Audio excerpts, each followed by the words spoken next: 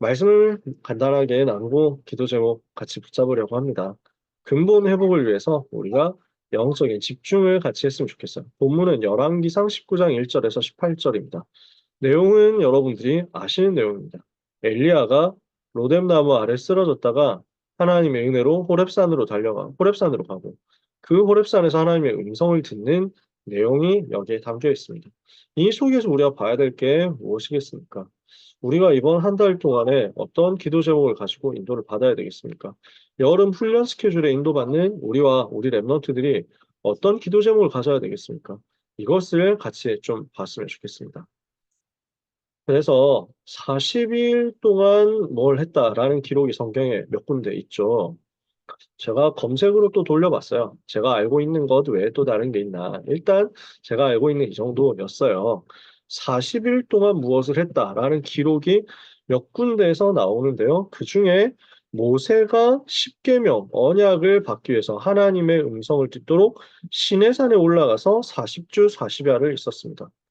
하나님과 완전히 동행하는 40일이었어요. 40일 동안 완전히 집중한 거죠. 먹지도 마시지도 않고 완전 기도하면서 집중했던 거예요. 여호수아와 갈렙이 40일을 했습니다. 이거는 뭐였을까요? 12명의 정탐꾼들이 가나안 땅을 정탐하는 시간이었어요. 그 시간이 40일이었어요. 12명의 정탐꾼 중에 있었던 사람이 여호수아와 갈렙이죠. 다른 10명의 정탐꾼들은 40일을 했는데 육신의 40일을 하고 나니까 갔다 와서 불신앙을 보고를 하고 포럼을 하죠. 근데 완전 복음의 눈으로 영적 집중을 하면서 40일을 정탐했던 여호수아와 갈렙에게는 이거는 완전 복음 체험하는 집중의 시간이었던 거죠. 기도하는 40일 집중이었어요. 그러니까 믿음의 고백을 한 겁니다. 우리 주님께서 사역을 시작하시기 전에 40일 동안 집중하셨어요. 이때도 예수님도 금식하셨어요. 그래서 아무것도 먹지 않고 마시지 않고 40일 동안 완전 기도 집중 속으로 들어가신 거예요. 예수님은 하나님이신데 그렇게 하셨어요. 왜 그렇게 했습니까? 우리에게 보여주시려고 하신 거죠. 40일 동안 집중했다. 완전 이 전도 운동하고 복음 운동하고 세계를 살리는 대속의 사역을 하셔야 되기 때문에 이 일을 내 능력으로 하는 것이 아니라 하나님께서 위에서부터 부어주시는 영적인 힘으로 해야 한다는 것을 제자들에게 보여주시려고, 우리에게 보여주시고 알게 하시려고 40일 집중을 하신 거죠. 그리고 나서 우리 잘 알고 있는 사도행전 1장 3절에 40일이 나옵니다. 예수님이 부활하신 이후에 40일 동안 그들에게 보이시며 하나님 나라의 일을 말씀하셨다. 자, 여기 나온 몇 가지 40일들 보면 뭘 알 수 있습니까?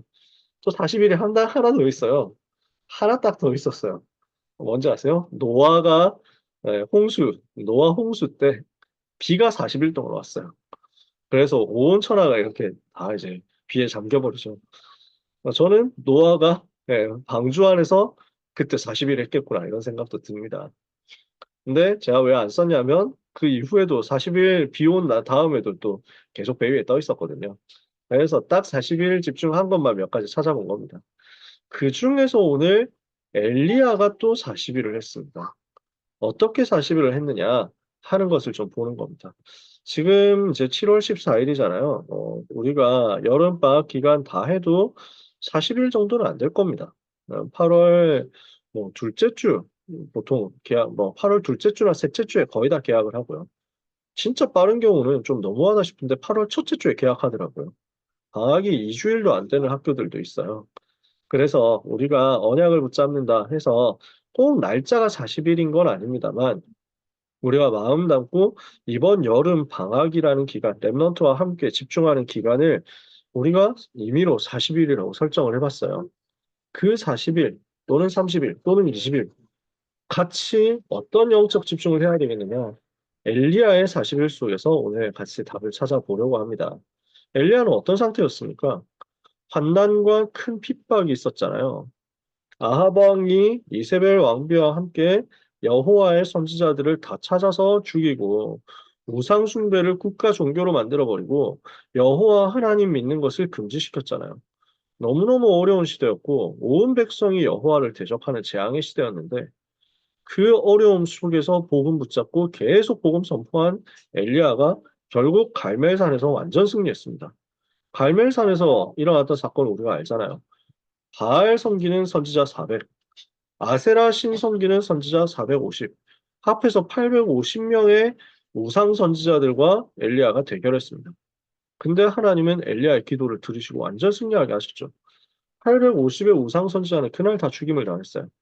엘리야는 완전 승리하고 3년 6개월 동안 비가 오지 않았었는데 엘리야가 기도하니까 이제 비가 다시 오는 거죠. 너무 승리했잖아요. 그런데 이제 이 정도 승리했으면 이제 흐름이 바뀌겠지라고 생각을 엘리야가 했을 텐데 반대로 위기가 찾아오는 겁니다. 진짜 열심히 해서 대승리를 거뒀는데 이세벨 왕비는 악에 맞춰가지고 엘리야에게 복수하겠다. 엘리야를 반드시 죽이겠다라고 하는 겁니다. 엘리야는 그 사형선과 지명수배의 명령을 두려워해서 도망치기 시작합니다. 하나님이 엘리야에게 주신 현장이 있는데 엘리야는 지금 너무 두려운 거예요. 그리고 너무 지친 거예요. 내가 이 정도 했으면 역사가 일어날 거라고 생각했는데 이 정도 열심히 했고 이 정도 승리했으면은 현장 뒤집어질 거라고 생각했는데 이게 안 되고 오히려 자기는 지금 공격받고 있고 목숨의 최대 위협을 만났다는 거예요. 그래서 막 도망칩니다. 도망쳐서 어디까지 오느냐? 브엘세바까지 왔습니다. 브엘세바는 어디냐면 유다 나라 제일 남쪽입니다. 그래서 그때 당시 이스라엘 나라가 남유다와 북이스라엘로 분열되어 있었잖아요. 엘리야는 북이스라엘에서 사역하고 있었거든요.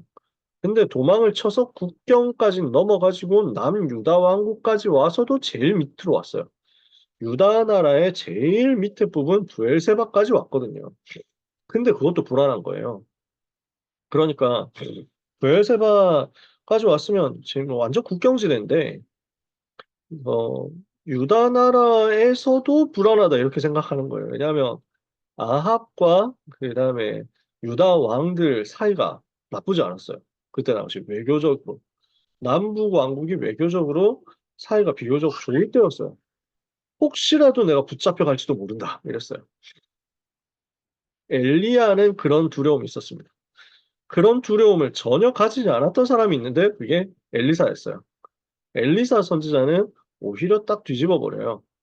엘리사 선지자는 엘리야의 제자인데 나중에 보면 남유다 왕하고 북이스라엘 왕하고 친하니까 남유다 왕이 올라와가지고 같이 일하고 뭐 이렇게 정상회담하고 하는데 엘리사는 조금 더 두려워하지 않고 가가지고 당당하게 심판을 선고하고 이렇게 합니다. 그러면서 메시지 전달하고 하나님이 그렇게 힘들을 주신 거죠. 엘리야는 그때 당시에 너무 이제 불안했던 거예요. 그래서 브엘세바까지 갔는데도 거기서 불안하니까 거기에 자기 사환을 놔두고 너는 여기 있어라 하고 또 하루길쯤 나가서 광야로 갑니다. 하루에 뭐 한 8시간 걷는다 치면은 그리고 1시간에 4km 정도 걷는다 치면은 한 30km, 32km 이 정도 갔겠죠. 몇 킬로 갔는지는 알 수 없습니다. 대략 하루길쯤 광야로 벗어난 겁니다. 근데도 거기도 불안한 거예요. 혹시 병사를 보내서 나를 추적할지 모른다. 그 하루길쯤 나간 광야에서 도저히 더 이상은 도망칠 기력이 없어가지고 로뎀나무 아래에 쓰러집니다. 그래서 거기서 낙심하죠. 만군의 하나님 여호와여, 이제 나는 더 이상 못하겠습니다. 나는 더 이상은 못 가겠습니다. 이제 저는 지쳤습니다. 할 만큼 했지 않습니까? 그냥 저를 차라리 불러가 주십시오라고 합니다. 그래서 이런 부분을 두고 학자들은 이제 코멘테이터들은 이런 얘기를 하더라고요. 엘리야 증후군, 엘리야 신드롬. 여러분 혹시 그래 보신 적 있으세요? 차라리 저를 불러가 주세요. 뭐 이런 적이 있으신가요? 저는 군대에 있을 때 그래 봤습니다. 이게 너무 막 억울하고 힘들고 이런 거예요. 차라리 저를 불러가 주십시오. 일단까요. 얼마나 이제 쓸데없는 말입니까? 생각해보면 얼마나 이게 불효예요. 진짜. 하나님 앞에도 불충이고, 우리 부모님한테도 불효고, 어디서 감히 저를 불러가 주십시오. 이러니까. 근데 너무 힘드니까 그런 거예요. 엘리야 신드롬, 엘리야 증후군입니다. 그래서 이제 조카오니 차라리 저를 불러가 주십시오. 이게 엘리야의 상태였어요. 열심히 했고 성공한 줄 알았는데 지금 완전 두려움과 낙심에 빠진 거예요. 근데 하나님이 여기서 집중의 시간표를 주시는 겁니다. 혹시 우리가 엘리야처럼 낙심된 상황입니까? 혹시 우리 랩너트들 엘리야처럼 이렇게 다운되어 있습니까? 이제 모든 것 회복하는 집중 속으로 우리가 같이 들어가야 되겠습니다. 로뎀나무 아래 지쳐서 쓰러져서 이 하소연하고 잠든 엘리야를 향해서 하나님은 주의 천사를 보내십니다. 천사를 보내서 엘리야를 어루만지고 그리고 엘리야에게 떡과 물을 주어서 먹고 마시겠습니다. 하나님은 지금도 영적 세계에서 일하고 계십니다. 요한계시록 8장 3절 4절 우리가 기도할 때 주의 천사 동원되죠. 히브리서 1장 14절 우리가 하나님의 자녀를 위해서 하나님은 지금도 주의 천사를 보내신다 했습니다. 이걸 우리는 믿는 것입니다. 시편 103편 20절 22절 다윗이 고백한 대로 말씀이 선포될 때 주의 천사가 동원되고 여호와께서 일하실 때 주의 천사가 심부름하고 여호와께서 다스리시는 모든 곳에 주의 천군과 천사가 동원됩니다. 지금도 우리는 영적인 눈을 뜨고 영적인 세계에서 주시는 하나님의 영적인 위로를 얻어야 되겠습니다. 사람 위로 가지고는 답 안 되잖아요. 하나님 주시는 위로를 얻어라. 그 위로를 받고 나서 그 힘을 얻어서 엘리야는 40주 40야를 갑니다. 40주 40야, 40일 동안 가는 거예요. 그래서 하나님의 산 호렙에 이르게 됩니다. 제가 이게 너무 궁금해가지고 한번 찾아봤거든요. 도대체 40일을 달렸다, 40일을 갔다, 정확하게는 달렸다고 하지 않고 40일을 갔다고 돼 있거든요. 40일 걸어간 거죠. 40일 동안 걸어갔겠냐? 40일 동안 너무 빡빡하게 계속 갔겠냐? 궁금해가지고 제가 구글 지도를 켜가지고 한번 측정을 해봤습니다. 그래서 포인트 찍어가지고 여기에서 저기까지 걸어가는데 몇 시간 걸리냐? 이거 나오거든요. 며칠 걸리냐? 이것도 나와요. 그래서 브엘세바에서 호렙산까지라고 찍어보면 호렙산이 두 가지 뭐 학설이 있는데 하나는 시내반도에 있는 전통적인 이제 산이고요. 전통적인 곳이고 하나는 아라비아 반도 쪽에 있다. 이렇게 되어 있습니다. 네, 뭐 그런 또 다른 학설이 있습니다. 두 군데 다 찍어봤어요. 브엘세바 일단 갈멜산 있잖아요. 저 북쪽 갈멜산에서 바로 달려도 40일 안 걸립니다. 일주일이면 가더라고요. 브엘세바는 더 가까워요. 갈멜산에서 거의 한 180km 떨어져 있거든요. 호렙산에서 더 가까워요. 그러니까 아무리 해도 뭐 일주일이면 갈 수 있는데 40일을 갔다라는 거예요. 제가 거기서 생각을 한 거예요. 엘리야가 그 40일 동안 그냥 가는 데 목표가 있는 게 아니라 기도하고 하나님 바라보면서 집중을 했구나. 제가 이게 생각이 나는 거예요. 하나님의 산 호렙에 이르기까지 집중하는 시간을 가졌구나. 우리도 이렇게 하자는 거죠. 제가 이것 때문에 이 얘기를 하게 됐어요. 이것 때문에 이 본문을 펴게 된 거예요. 우리 랩런트들과 함께, 우리 부모님들과 함께 우리가 40주 40야를 가서 하나님의 산에 이르자. 그 하나님의 산이 어디겠습니까? 우리는 또 어디일지는 모릅니다. 하나님의 산이 대구 하나교회 리더 수련의 장소일 수도 있고요. 어떤 경우는 일산 킨텍스 WRC 장소일 수도 있고요. 어떤 경우는 그냥 우리 교회 광주시 중대동일 수도 있습니다.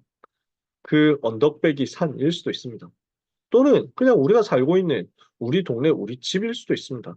아니면 또 다른 곳일 수도 있겠죠. 우리가 하나님의 음성을 듣기 위하여 하나님이 베풀어 주시는 은혜를 사모하면서 하나님께서 우리와 우리 자녀들에게 역사해 달라고 기도하는 40일을 좀 가져보자. 우리 후대들을 지키고 이 전도 운동 지키고 세계복음화하는 렘넌트 운동 끝까지 지킬 수 있도록 우리 교회 지킬 수 있도록 하나님 우리에게 은혜 달라고 하나님 우리에게 주님의 음성 들려달라고 기도하는 40일 가져보자. 이렇게 해서 엘리야는 하나님의 산 호렙에 이릅니다. 그 호렙산에서 아시다시피 하나님의 음성을 들었습니다. 무슨 음성을 듣습니까? 엘리야야, 너는 왜 여기 있느냐?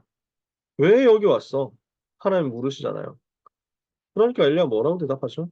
내가 만군의 하나님 여호와를 위하여 열심히 특심이었는데 근데 나는 그 이스라엘 자손은 그것 언약을 버리고 주의 제단을 헐었고 칼로 주의 선지자들을 죽였고 나만 남았습니다. 근데 나까지도 찾아서 죽이려고 합니다. 이런단 말이에요. 정말 그러냐면 지금 엘리야도 자기의 열심과 자기의 억울함을 너무 막 심각하게 생각한 나머지 과장을 되게 하고 있는 거예요. 과장을. 그러니까 나만 남았냐? 아니잖아요. 그 오바댜가 주었던 100명의 선지자 있잖아요. 뻔히 본인도 알거든요.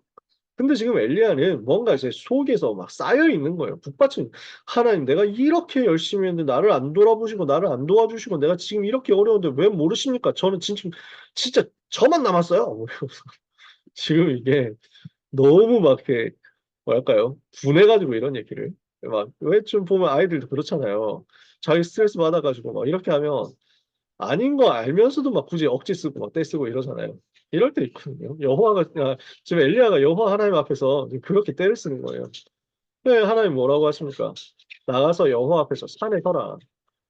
그러니까 여호와께서 지나가시는데 바람이 산을 가르고 바위를 부수시면 바람 가운데 여호와께서 계시지 않고 바람 후에 지진이 있으나 지진 가운데도 여호와께서 계시지 않고 지진 후에 불이 있으나 불 속에도 여호와께서 계시지 아니하시더니 불 이후에 세미한 소리가 있는지라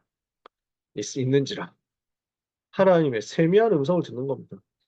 바람 같은 불 같은 지진 같은 모든 일 다 있어도 하나님의 음성 듣는 게 가장 중요합니다.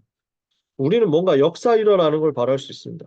우리는 뭔가 불, 바람, 지진 이런 거 일어나는 것을 바랄 수도 있습니다. 하나님 우리에게 세미한 음성 듣기를 원하십니다. 세미한 하나님의 소리가 들립니다. 그러니까 그 소리로 또 말씀하시는 거예요. 엘리야야, 네가 어찌하여 여기 있느냐? 지금 너 왜 이러고 있어? 라고 하시는 거예요. 왜 낙심해 있어? 이러시는 거예요. 근데 엘리야 또 그러거든요. 내가 만군의 하나님 여호와께 열심히 유별하오니 옛날 성경에 열심히 특심이었습니다.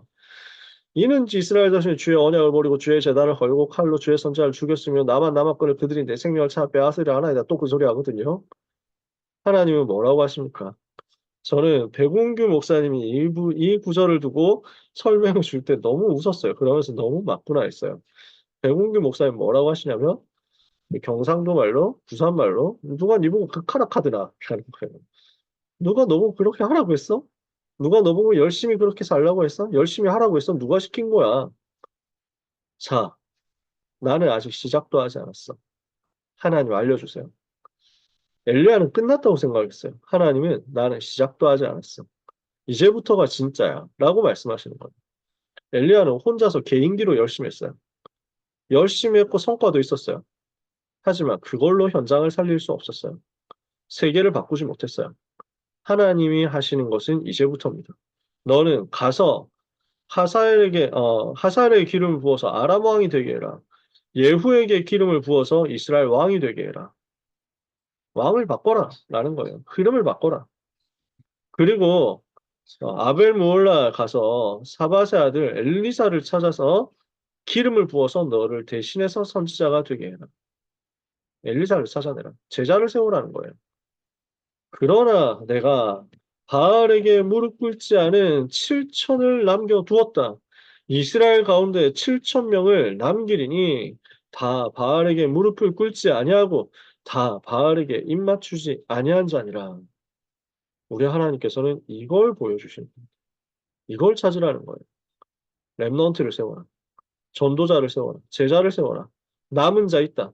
이 남은 자 7천. 하나님의 은혜로 남은 자 7천 있으니까 여기에서 시작해라. 우리가 집중하고 하나님을 바라보고 하나님의 음성을 들을 때 복음을 회복하게 하시고 복음 회복을 위하여 말씀 운동하게 하시고 말씀 운동을 위하여 제자를 세우고 지도자를 세우게 하시고 렘넌트를 세우게 하시는 하나님의 음성이 들려지고 그것을 성취하실 하나님의 역사가 일어나게 될 것입니다. 오늘 이 언약 같이 붙잡는 시간 되기를 원합니다. 우리는 그래서 근본 회복하는 40일 해야 되겠습니다. 이 40일 동안, 이 여름 동안 우리는 뭐 해야 되겠습니까? 정말 복음이 맞냐? 점검 같이 해봤으면 좋겠어요. 우리 랩런트들에게 이 부분이 점검되었으면 좋겠어요. 복음이 정말 뭐냐? 성경이 말씀하는 복음이 정말로 무엇이냐? 그러면 복음 붙잡은 사람은 삶이 어떻게 변화되느냐? 정말 복음 누리고 있으면 전도는 어떻게 되어지느냐? 그 근본을 회복하는 거죠. 이걸 보고 우리가 뭐라고 많이 부릅니까? 138이라고 부르잖아요. 예수가 그리스도 맞느냐? 그게 복음 맞느냐? 사도행전 1장 1절이 맞느냐? 우리는 이곳으로 들어가야 되겠습니다. 하나님의 나라 누리는 것이 우리의 삶이거든요. 맞냐? 확인해 보자고요. 오직 성령 충만 받으면 권능 받고 세계복음화 하게 되어 있고 증인 되리라고 하셨는데 그게 맞느냐 확인해 봐야 되겠습니다.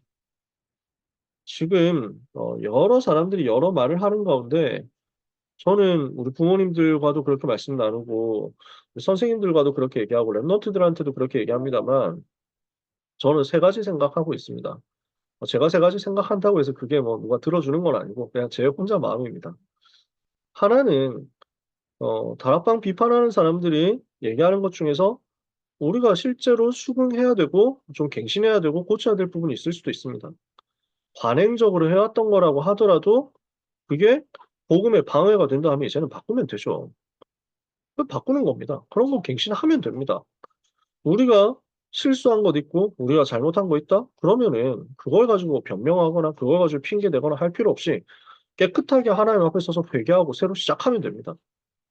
저는 마음이 그렇습니다. 진짜 기도하는 마음으로 그분들이 충고하고 그분들이 바깥에서 우리를 우려하고 염려하면서 진짜 복음 운동하려면 바꿔야 되지 않겠느냐 한다면 그런 거 우리도 같이 가자. 우리도 바꾸겠다. 우리도 변화되겠다. 죄 지은 거 있으면 하나님 앞에 회개하고 완전히 새로 시작할 것이다. 그렇게 했으면 좋겠어요. 근데 완전 말도 안 되는 걸 가지고 누명을 씌우고 그다음에 루머를 만들고 소문을 조작해 가지고 교회를 파괴시키고 우리 전도자들을 다 무너뜨리려고 하고 랩런트를 다 무너뜨리려고 한다? 저는 이거는 싸워야 된다고 생각합니다. 뭐 싸울 수 있는 뭐 수단이 있는 것도 아니고 뭐 저는 뭐 아는 법조인도 없고 제가 뭘 할 수 있는 건 없습니다. 근데 진짜 기도해야 서 영적 싸움 해야죠. 정말 하나님을 기쁘시게 하기 위해서 하는 얘기라면 우리는 받아야 됩니다. 근데 누가 봐도 이게 하나님을 기쁘시게 하는 일이겠냐 싶은 것들이 너무 많습니다. 마귀가 좋아하는 일이겠다 싶은 것 정말 많더라고요. 이게 지금 하나님을 사랑한다면 이런 식으로 말할 수 있겠냐 이런 것들 정말 저는 많았습니다. 너무 악하게 얘기를 하고요. 복음과 상관도 없고 전도와 상관도 없는 그런 부분들을 가지고 다 끄집어내서 조롱하고 모욕하고 비난하고 정죄하는데 과연 이분들이 복음 충만해 가지고 지금 하는 얘기겠냐. 저는 이게 너무 악한 일들이 너무 많더라고요.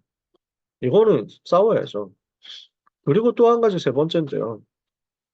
신학적으로 성경적으로 신학과 성경을 가지고 공격을 하는 거예요. 그러니까 랩런트나 성도님들 중에서 이런 걸 보고 흔들리는 분들이 있더라고요. 다락방 신학은 사탄 신학이고 다락방 신학은 십자가 신학이 아니고 다락방에서 말하는 구원론은 구원파의 구원론이고 다락방에서 얘기하는 구원은 완전히 잘못된 것이다. 그래서 내용 읽어보면요. 저는 아무리 봐도 제가 공부한 성경과 제가 공부한 신학 관점에서는 전혀 말이 안 되는 얘기예요. 다락방에서는 영접하면 구원받는다고 가르친다. 그게 말이 되느냐라고 하는데 아니 그러면 영접하는 자 곧 그 이름을 믿는 자들이 하나님의 자녀가 되는 권세를 주셨다는 말은 어디서 나온 말입니까? 영접 기도를 통해서 구원에 대해서 초청을 하고 영접한 사람에게 구원의 확신을 주는 것은 다락방이 처음으로 만들어낸 게 아닙니다. 저도 영접을 어디서 처음 했냐면 내비게이토 선교회에서 했습니다. 이 영접을 우리가 만들어낸 게 아니에요. 원래 CCC에서 내비게이토 선교회에서 그런 뭐 UBF라든지 이런 대학 선교 단체에서 했습니다. 아니 따지고 들어가 보면 원래 무디가 먼저 했습니다. 무디 전도 운동 때 대중 집회해 가지고 사람들 일으켜서 회심하고 영접하도록 조용기 목사님이 살아계실 때 여의도 순복음교회에서 영접을 항상 시키시더라고요. 저는 조용기 목사님 욕 안 합니다. 저는 비난 안 합니다. 저는 그분 설교 방송에서 한번 보고 진짜 은혜 받았었어요. 딱 그 자리에서 복음 얘기하시고 그 자리에서 영접 초청하시더라고요. 이 자리에서 하나님 자녀 되기로 결단하는 사람, 예수님 믿고 내가 하나님 자녀 되겠다 하는 사람 일어나라. 그래서 일어나니까 일어나는 사람들 많더라고요. 거기서 영접기도 같이 하고 하나님 자녀 되셨다 하고 바로 축복해 주시더라고요. 잘못입니까? 틀렸습니까? 근데 그걸 가지고 막 얘기를 해요. 영접만 하면 구원받았다고 하는 게 잘못이다? 그럼 누가 맞는 말이고 누가 틀린 말입니까? 성경과 신학에서 그리고 역사와 현장에서 다 이야기하는 것이 행위로 구원받는 게 아니라 믿음으로 구원받는다는 것이고, 행위가 중요하지 않다는 것이 아니라 행위로서는 구원을 받을 수 있는 것이 없다는 것이고, 그래서 바울이 로마서에서 분명히 밝혔거든요. 율법으로는 의롭다 하심을 얻을 육체가 없느니라. 행위에서 난 것 아니라고 에베소서 2장 8절 9절에서도 밝혔잖아요. 우리가 너희가 그 은혜로 말미암아 믿음으로 구원을 받았으니 이것이 너희에게서 난 것이 아니요 하나님의 선물이라. 행위에서 난 것이 아니니 이는 아무도 자랑하지 못하게 하려 함이라. 그러니까 바울은 여기서 또 얘기하는 거예요. 너희가 믿음으로 그 은혜로 말미암아 믿음으로 구원을 받았으니 요한일서 5장 11절 13절 구원의 확신에 대한 유명한 성경 구절 있잖아요. 예수님께서도 요한복음 5장 24절 비롯해 가지고 쭉 말씀하셨잖아요. 생명을 얻었다, 영생을 얻었다, 사망에서 생명을 옮겼다. 예수님 믿는 순간 영원한 생명 얻었다, 구원 받았다고 얘기를 하죠. 근데 지금 다락방 비난하는 사람들이 신학적으로 잘못됐다고 얘기를 하는데 뭐라고 얘기하냐면은 영접만 해가지고는 구원을 받을 수 없고 구원은 사람이 받았다고 알 수 있는 게 아니고 구원은 한 번에 받는 게 아니라 점점 받아가는 거고 구원을 받았는지 안 받았는지 알 수 없기 때문에 생애 살면서 노력을 해야 되고 선행을 해야 된다고 얘기를 하더라고요.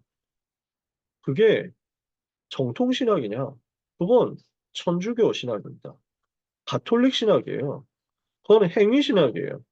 역사적으로는 초대교회 당시에는 펠라기우스라는 사람이 주장했고 나중에 아르미니우스라는 사람이 주장했던 행위 중심 신학이에요. 누가 맞냐? 칼빈은 그렇게 얘기하지 않았습니다. 장로교 신학인 칼빈은 그렇게 절대로 얘기하지 않았습니다. 인간은 전적으로 부패했기 때문에 조금도 구원받을 가능성 없고 행위로 하나도 구원받을 수 없다. 오직 하나님이 은혜로 우리에게 구원 주신 것이다. 그 은혜를 통해서 구원받은 하나님의 자녀는 절대 망하지 않는다. 그래서 다락방 신학은 구원받았으면 절대 망하지 않는다고 얘기합니다. 그걸 칼빈이 얘기했어요. 성도의 궁극적 견인이라고요. 근데 지금 그 사람들은 구원을 받았는데 구원받았으니까 끝났다고 가르치는 다락방 이단이라고 얘기를 합니다. 누가 맞냐? 누가 틀렸냐? 근데 지금 성경을 잘 모르고 신학을 잘 모르면 혹하는 거예요. 진짜 내가 지금까지 배웠던 것, 내가 지금까지 훈련받았던 것, 이게 지금 지옥 가는 길이었나? 지금 그렇게 겁을 줘요. 그렇게 속임수를 쓴다니까요. 성경을 보자고요. 그래서 성경을 통해서, 말씀을 통해서 확인해 보자고요. 저는 이걸 우리 랩런트들에게 진짜 랩런트들이 각인돼도 심부름하고 싶습니다. 성경이 뭐라고 말씀하느냐? 성경이 복음을, 성경이 삶을, 성경이 전도를 뭐라고 말씀하느냐? 저는 제가 66권 성경을 아무리 봐도 그리스도 하나님의 나라 오직 성령 충만이 답이더라고요. 저는 66권을 보면서 제가 뭐 수백 번 본 건 아닙니다. 그래도 진짜 기도하고 묵상하고 반복해서 보면서 한 구절 한 구절 한 말씀 한 말씀이 저에게 얼마나 은혜가 되고 힘이 되는지를 확인해 가면서 발견했습니다. 성경은 전부 그리스도 얘기였어요. 성경은 전부 그리스도께서 모든 문제 해결하셨다는 얘기였어요. 성경은 그리스도가 삼직을 가지고 인간을 구원하셨다는 걸 얘기하더라고요. 우리는 이것의 근본을 회복해야 되겠습니다. 그분들이 뭐라고 하느냐 안 하느냐 그것과 상관없이 우리 스스로가 복음을 점검하고 삶을 점검하고 전도를 점검해야 되거든요. 그럼 무엇으로 점검하느냐? 성경을 통해서 점검하고 말씀을 통해서 점검하는 겁니다. 이걸 하는 집중입니다. 우리는 여기 근본을 제대로 가지고 있으면 무너질 수가 없습니다. 기도가 되어지는 영적 집중. 사도행전 1장 4절을 8절에 예루살렘 떠나지 말고 아버지께 들은 바 내게 아버지께서 약속하신 바 내게 들은 바 아버지께서 약속하신 그것을 기다려라. 요한은 물로 세례를 베풀어서 너희는 몇 날 못되어 성령으로 세례를 받으리라. 오직 성령이 너희에게 마시면 너희가 권능을 받고 예루살렘 온 유다 사마리아 땅까지는 내 증인 되리라. 이 약속의 말씀 붙잡고 오로지 기도에 힘썼잖아요. 사도행전 1장 14절. 우리는 이걸 하자는 것입니다. 기도가 되어진 영적 집중. 정말 그리스도 하나님 나라 성령 충만이 복음이고 이 복음의 내용이 이게 복음이 맞다는 것을 성경을 통해서 확인을 했다면 이 언약 붙잡고 이제 기도하자는 거죠. 이렇게 기도한 사람을 하나님이 성령으로 충만케 하시고 성령으로 기름 부으시면 어떻게 됩니까? 현장 살릴 남은 자로 현장 살릴 전도 제자로 서게 될 줄 믿습니다. 그래서 이 언약 붙잡은 초대교회 마가다락방에 모인 하나님 백성들 기도하는데 성령 충만 마가다락방 임하니까 세계 살리기 시작하잖아요. 이 언약을 붙잡고 근본을 회복한 엘리야가 현장으로 가니까 누가 발견됩니까? 엘리사가. 그 엘리사를 통해서 누가 일어납니까? 바알에게 무릎 꿇지 않은 7천이. 그 엘리사가 있는 곳에 무슨 운동이 벌어집니까? 도단성 운동이. 열왕기하 2장 9절 11절. 여호와의 신 하나님의 당신의 하나님의 영에 감동되는 역사가 갑절이나 내게 있기를 원하나이다. 당신의 성령께서 하시는 역사가 내게 갑절이나 있게 되기를 원하나이다. 성령 충만 받는 제자가 나오는 거죠. 우리는 우리 랩런트들에게 이것 전달하도록 근본 회복하는 대로 가게 되기를 원합니다. 소중한 부모님들께서 이 언약을 같이 붙잡고 힘 얻으시기를 바랍니다. 그래서 우리는 전환점을 생각해 봐야 됩니다. 여러분들이 그랬다라는 얘기는 아닙니다. 엘리야가 지금 그랬었습니다.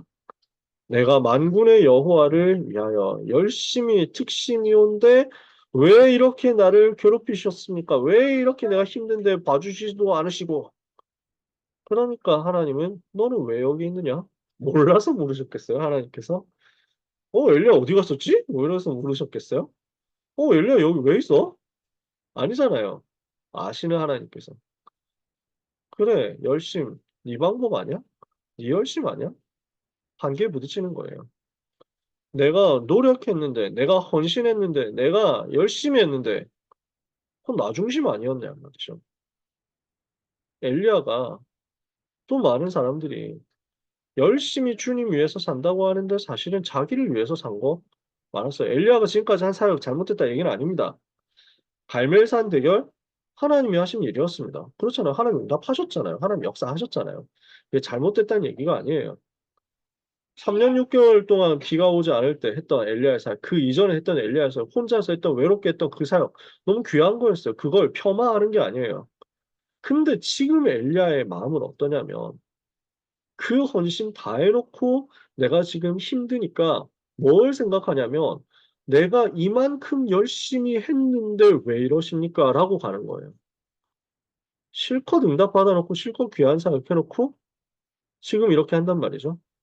그러니까 하나님이 엘리야를 야단치시는 게 아니에요. 또 방향을 살짝 수정해 주시는 거예요. 너 중심 아니었어? 우리는 끊임없이 이거 조정해야 됩니다. 내가 하고 있는 것, 그건 나 중심 아니었냐는 거죠. 육신 중심, 성공 중심 또 혹시 돌아가진 않았냐는 거죠. 하나님은 좋으신 하나님이시기 때문에 우리에게 벌을 주시는 게 아닙니다. 내가 조금이라도 나 중심으로 가고 있으면 하나님은 화가 나가지고 너 이놈 맞아봐라. 그게 아니에요. 하나님은 우리가 그 방향을 살짝 또 수정해서 하나님 바라보도록 해주시는 좋으신 하나님이십니다. 그래서 우리는 전환점 맞이하는 거예요. 오늘도 나는 나 중심으로 가는 게 아니라 내 생각, 내 방법, 내 계획, 내 열심으로 하는 게 아니라 하나님의 은혜를 받아야 되겠다. 하나님의 음성 들어야 되겠다. 이렇게 가는 겁니다. 그러니까 우리 부모님들은 아시죠? 예수님이 오셨을 때 마르다와 마리아 두 자매가 어떻게 했습니까? 마르다는 열심히 가서 음식을 준비했어요. 마리아는 메시지 들으려고 앉아 있었어요. 그러니까 마르다가 좀 속상하잖아요. 화가 나잖아요. 좀 삐질만 하지 않겠어요? 제가 그랬어도 저도 그랬을 것 같아요. 야, 마리아야, 지금 나는 혼자서 지금 일하고 있는데 이건 뭐냐? 아니, 왜 너는 그렇게 예수님 앞에 앉아가지고 메시지 듣고 좋은 것만 하고, 나는 혼자 고생하고, 그러면 식사 준비는 누가 해? 당연한 말이잖아요. 육신적으로 맞다니까요. 근데 주님은 마리아는 좋은 것을 듣겠다라고 하시거든요. 우리는 주님의 음성 듣는 게 제일 중요합니다. 많은 일들이 있겠지만 하나님의 음성 듣는 게 제일 중요합니다. 이걸 우리의 랩넌트와 우리 자신이 해야 되겠습니다. 그래서요, 시대 흐름 바꾸는 전도 운동을 위해서 이 일이 우리를 통해서 일어나도록 기도하는 이번 여름이 되기를 원합니다. 우리 귀중한 부모님들, 또 이 자리에 함께 계신 사역자 선생님들, 하나님이 주시는 큰 은혜 받게 되시기를 예수 그리스도 이름으로 축복합니다.